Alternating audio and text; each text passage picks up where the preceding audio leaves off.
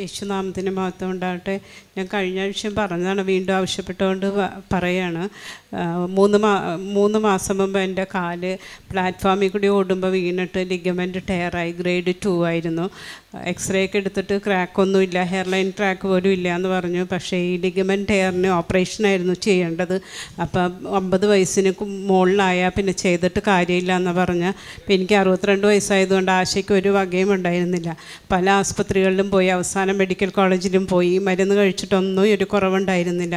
അങ്ങനെ ഞാൻ മരുന്ന് നിർത്തി ദൈവത്തിന് വേണ്ടി കാത്തിരിക്കുകയായിരുന്നു. അങ്ങനെ 3 ദിവസം കഴിഞ്ഞു. ഇവിടുത്തെ ശ്രീജ സിസ്റ്ററിനോട്, എൻ്റെ ഒരു വിശ്വാസിയായ ചേച്ചിയോട് മാത്രം പറഞ്ഞു ഞാൻ മരുന്ന് കഴിക്കുന്നില്ല എന്ന്.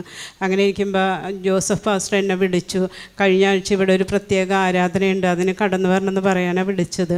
അപ്പോൾ എനിക്ക് കാല് തീരെ വയ്യ, ബസ്സിലൊന്നും കയറാൻ പറ്റില്ല, ഒന്നും ചെയ്യാൻ പറ്റുന്നില്ല, നടക്കാൻ പോലും പറ്റാത്ത അവസ്ഥയാണെന്നൊക്കെ ഞാൻ പറഞ്ഞു. അപ്പോൾ പാസ്റ്റർ എനിക്ക് വേണ്ടി ഒരു നിമിഷം പ്രാർത്ഥിക്കട്ടെ എന്ന് ചോദിച്ചു. അങ്ങനെ പ്രാർത്ഥിച്ചു കഴിഞ്ഞ് പാസ്റ്റർ ഫോൺ വെച്ചു. ഞാൻ കിടക്കുകയും ചെയ്തു.